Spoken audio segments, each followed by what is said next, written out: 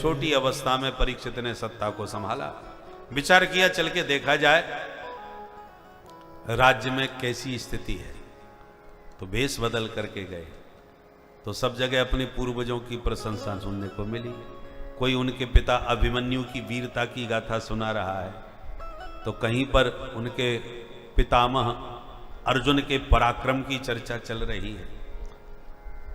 सुन सुन के परीक्षित बड़े गदगद हो रहे थे कि मेरे पिता पितामह इतने पराक्रमी हुए। पर एक जगह जाके बड़ा आश्चर्य हुआ। क्या देखा? गाय और बछड़े को एक दुष्ट बुरी तरह मारता पीटता ले जा रहा है। बछड़े को तो इतना मारा कि उसके 3 पैर ही तोड़ डाले। फिर भी गाय बछड़े आपस में बातें कर रहे हैं और परीक्षित ने उनकी बातों को ध्यान से सुना। बछड़ा मां से पूछ रहा है कि मां, आपकी आंखों में आंसू क्यों हैं? मेरे पैर टूट गए हैं, इसलिए मेरी स्थिति को देखकर आप दुखी हो रही हैं। किस बात का तुम्हें कष्ट है? तुम्हारी आंखों में आंसू क्यों है? तो गौ माता बोली, बेटा तेरी पीड़ा अपने स्थान पर है, तेरी दुर्दशा को देख करके भी मैं दुखी हूं, पर मुझे सबसे अधिक पीड़ा इस बात की है कि ब्रह्मादयो बहुतिथम यद पांग मोक्ष कामास्तपः समचरन् भगवत् प्रपन्ना सा श्री स्वभासमरविंद वनं विहाय यत्पाद सौभगमलं भजते नुरक्ता यत्पाद सौभगमलं भजते नुरक्ता। जिन महालक्ष्मी की कृपा कटाक्ष के लिए ब्रह्मादिक देवता कठोर तपस्या करते रहते हैं कि हे मां एक दृष्टि हम पर डाल दो, वो महालक्ष्मी अपने कमल वन से विहार करती करती अपने घर परिवार को छोड़ करके हमारे जिन प्रभु के चरण कमलों को 24 घंटे पलोटती रहती हैं, चरण सेवा में ही अपना सुख मानती हैं, वे प्रभु के चरणारविंद हमको छोड़ करके अपने धाम को चले गए। सुन करके परीक्षित समझ गए ये सामान्य गाय बछड़े नहीं हो सकते।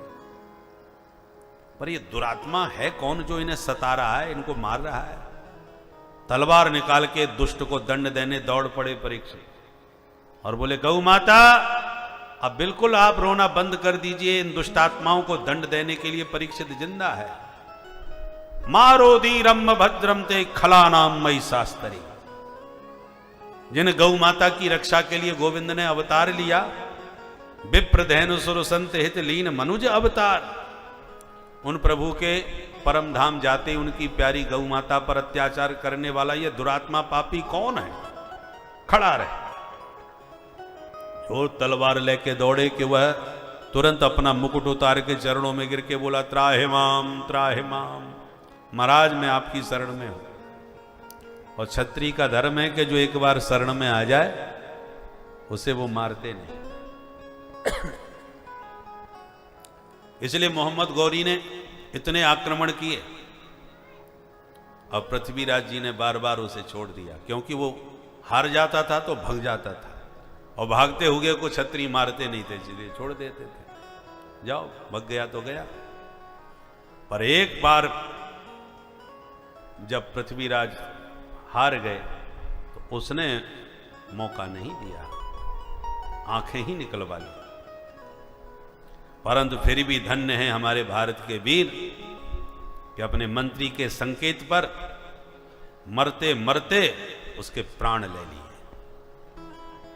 भारत का इतिहास बड़ा अद्भुत है, और जो इतिहास पढ़ने योग्य था, जिससे वीरता की शिक्षा मिलती है, जिससे भारत के चरित्र का प्रकाश होता है,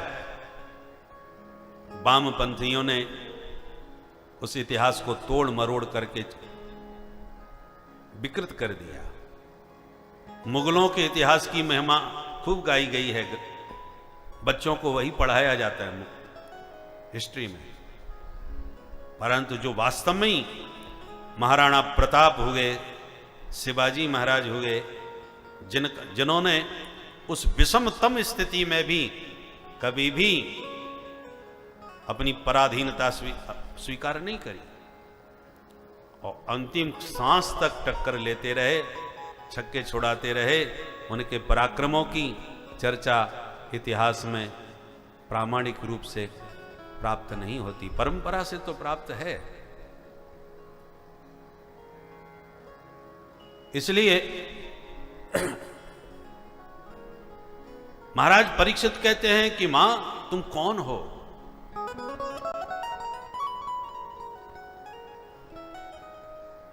परिचय दो। गौ माता कुछ नहीं बोली। बछड़े से पूछा भगवान आप बताओ। तब बछड़े ने अपना परिचय दिया। महाराज हम अपनी दुर्दशा का दोष किसे दें? परीक्षित ने कहा तुम्हारे 3 पैर टूट गए, किसी ने तो तुम्हारे साथ अत्याचार किया है, कौन है वो पापी मुझे बताओ।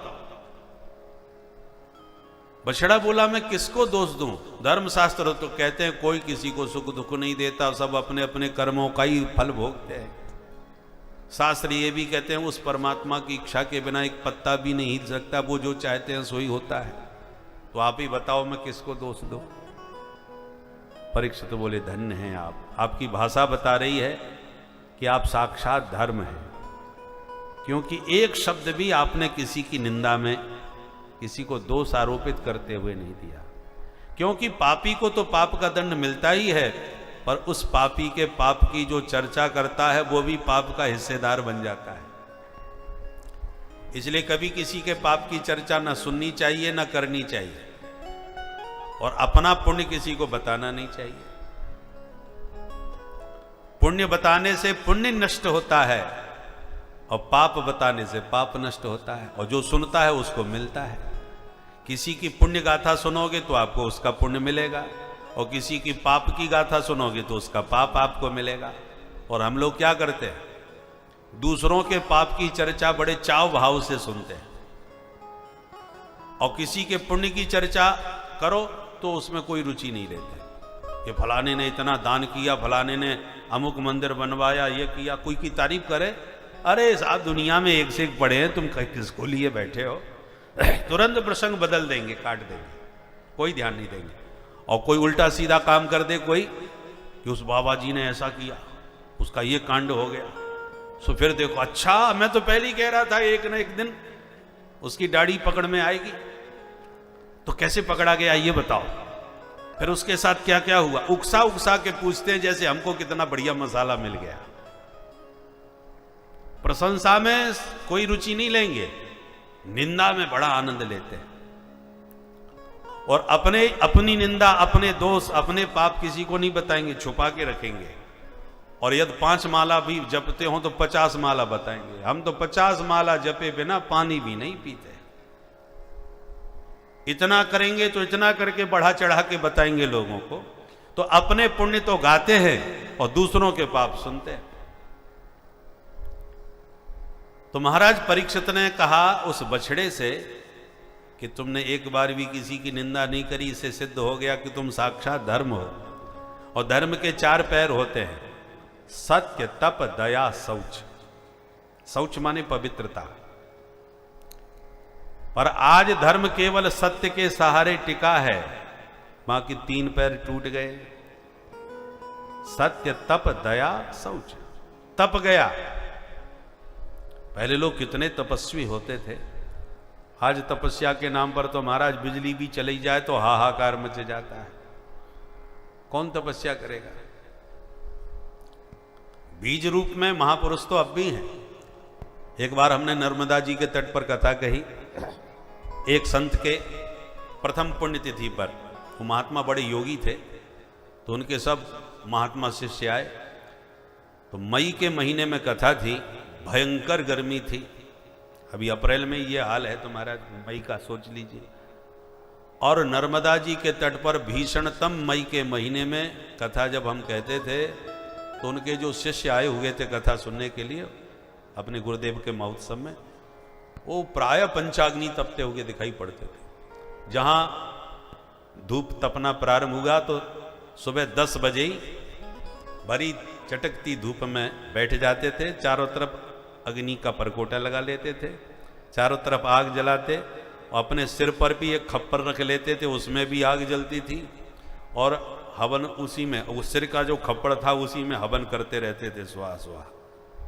तो खोपड़ी पे भी आग, चारों तरफ आग, और उधर सूर्य का ताप, और 10 बजे से लेके मध्याह्न 2-2:30 बजे तक बैठे रहते थे तपती धूप में। उसके बाद 3 बजे से कथा होती थी, तो फिर वो राख पूरे शरीर में लगा करके फिर कथा सुनने के लिए बैठ जाते थे महात्मा। तो हम तो देखने जब गए कि सुबह से जो बैठते हैं, तो हमको तो एक क्षण खड़ा होना मुश्किल पड़ गया उनको देखने के लिए, और वो पूरे 2 बजे तक बैठे रहते थे तपती। तो ऐसे तपस्वी आज भी हैं ऐसे, और एक नहीं अनेक महात्मा वहां चारों तरफ बैठे नजर आते थे, और फिर वो भस्म लगा के कथा में बैठे नजर आते। तो तपस्वी आज भी हैं, तपस्वियों की कमी नहीं है, परंतु लगभग देखो बीज रूप में तो हर चीज विद्यमान रहती है। सत्यवादी लोग आज भी हैं, ऐसी बात नहीं, परंतु बात वह की जाती है जिसमें बहुसंख्या हो। सत्यवादी मिलेंगे पर गिने चुने मिलेंगे। जैसे राजनीति में प्राय लोग भ्रष्ट हो जाएं तो फिर लोग प्राय यही चर्चा करें, अरे राजनीति में तो सब भ्रष्टाचार है।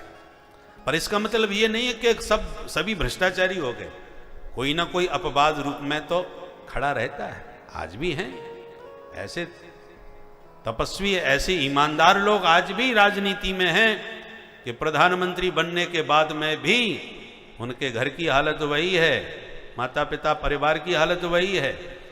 मुख्यमंत्री बनने के बाद में भी किसी की बहन अभी फूल माला बेच रही है। आज ऐसे लोग हैं। परंतु जब संख्या भ्रष्टाचारियों की ज्यादा हो तो लोग यही कहेंगे कि प्राय राजनीति में सब भ्रष्टाचार हो गया है। तो इसका मतलब सबका मतलब ऐसा नहीं है कि अब कोई नहीं बचा। बीज रूप में तो हर व्यक्ति कहीं ना कहीं बैठा है जो एक अपवाद के रूप में खड़ा है, कि सब नहीं है, ईमानदार भी हैं। उसी प्रकार कलयुग में प्रायः सब लोग बड़े पतित हैं, पापी हैं, परंतु इसका मतलब ये नहीं कि कोई पुण्यात्मा है ही नहीं। आज भी बड़े बड़े तपस्वी पुण्यात्मा हैं, पर बीज रूप में, अपवाद स्वरूप में तपस्वी भी हैं। शौच माने पवित्रता, आज भी पवित्रता से रहने वाले लोग हैं, पर लगभग पवित्रता समाप्त हो गई।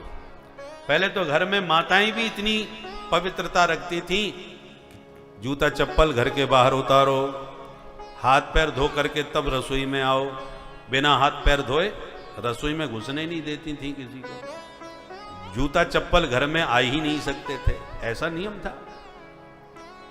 अब जूता चप्पल की बाहर की घर की तो छोड़ो, रसोई तक पहुंच गए। देवियों को बिना चप्पल पहने रसोई में ही जाना पसंद, माने जैसे कांटे लग जाते हों। रसोई में भी जूता चप्पल पहन के चलते हैं, और खाने वाले भी जूता चप्पल पहन के खाते हुए नजर आते हैं। और जो महाराज जो आजकल गिद्ध भोजन जो हो गया है ना, बफर सिस्टम जिसको कहते हैं, उसने तो सभी जैसी आराम कर दिया। पवित्रता के नाम पर सब चौपट हो गया। पहले लोग बड़े श्रद्धा से बैठा करके परोस के जो पवाते थे, उसका एक अलग ही आनंद था। यहाँ तो भगवान की कृपा से अभी भी बहुत कुछ बना हुआ है, पर लगभग अब धीरे धीरे सब खत्म हो गया। आप तो बना करके रख दिए, जिसकी मर्जी हो उठाओ, प्रेम से जो मर्जी आवे खाओ, कोई पूछने वाला नहीं। लाइन में लगो, और लाइन में लगे भिखारियों की तरह, प्लेट लिए हाथ में, अब वो कह रहे रोको रोको, अभी एक एक से मिलेगा, खड़े रहो। बताओ ये कोई खाना हुआ? पहले लोग कितने प्यार से दुराग्रह पूर्वक परोस परोस के खिलाते हैं, नहीं साहब एक और लेनी पड़ेगी, और जब तक वो पत्तल पे पूरी तरह पसर ना जाए कि नहीं नहीं भैया अब तो बिल्कुल दूर हटो, तब तक छोड़ते नहीं थे। हाँ दद्याद हूं दद्याद न दद्यात सिंह गर्जनम, एक कहावत है। ब्राह्मणों को जब भोजन कराए तो कैसे परोसना चाहिए? ब्राह्मण को परोसते समय यदि ब्राह्मण कहे हाँ बस बस हो गया तो समझ लो अभी मन में है, और डालो अभी, हाँ हाँ दद्यात, और जब कहते बिल्कुल नहीं, तब भी समझ लो अभी चल जाएगी ये खाए, तब भी लोग दुराग्रह पूर्वक देते थे। तो हाँ हाँ दद्यात, हूं दद्यात, न दद्यात सिंह गर्जनम, जब डकार लेके के बस बस बस अब कुछ नहीं, तो समझ लो अब पूर्ण हो गया। ऐसे बड़े प्यार से आग्रह पूर्वक खिलाने में जो आनंद आता था और खाने में जो आनंद आता था, कि उधर से पता चला खीर परोसी जा रही है, खीर की बाल्टी आ रही है तो तुरंत दोना खाली किया, नहीं तो निकल जाएगा। वो खाने पीने का आनंद ही कुछ और था। अब इसमें क्या स्वाद आएगा कि सब तो जूता चप्पल पहन के घूम रहे हैं, हाथ में खाली प्लेट अलग रखी है, वो लिए घूम रहे हैं, अब किसको क्या खाना है, लग जाओ लाइन में। कोई प्यार से पूछने वाला नहीं, खिलाने वाला नहीं, भोजन का स्वाद ही खत्म हो गया। शिष्टाचार, आदर सम्मान सब खत्म हो गया। पवित्रता की तो कल्पना ही क्या करो। जो तुम खा रहे हो वही हाथ से लेकर के दूसरा भी उठा रहा है, जिसका आप स्पर्श भी नहीं कर सकते थे वो भी वहीं जाकर के लाइन में लग रहा है। तो ऐसी स्थिति में क्या पवित्रता रहेगी महाराज। एक बार भोजराज ने जब कालिदास जी आए तो उसने कहा आइए मूर्खराज।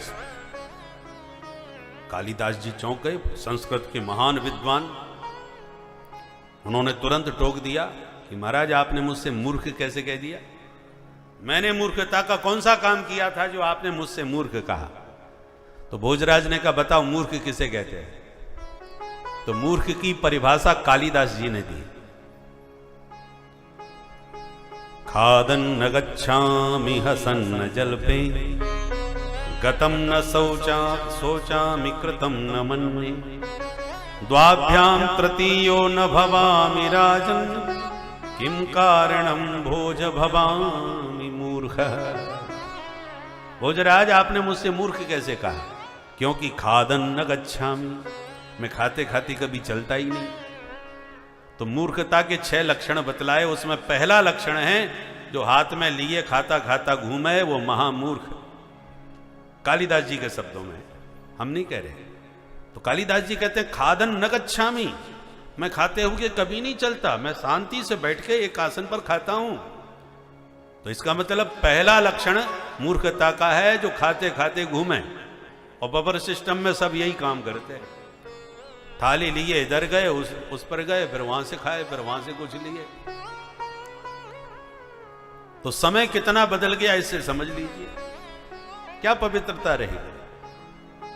तो जो धर्म के 4 पैर थे, सत्य तप दया शौच, उसमें 3 टूट चुके हैं। पवित्रता गई, दया गया, दया भी गई और तपस्या भी गई। अब केवल सत्य के सहारे एक पैर पर खड़ा है धर्म। महाराज परीक्षित पहचान गए और बोले महाराज आप साक्षात धर्म हैं, और ये गौ माता को भी मैंने पहचान लिया, ये साक्षात धरती माता है। पर धरती और धर्म के पीछे ये धूर्त कौन पड़ा है जो तुम्हें परेशान कर रहा है। उससे पूछा भाई तू बता तू कौन है। तो हाथ जोड़ के बोला महाराज मेरा नाम है कली, मैं कलयुग।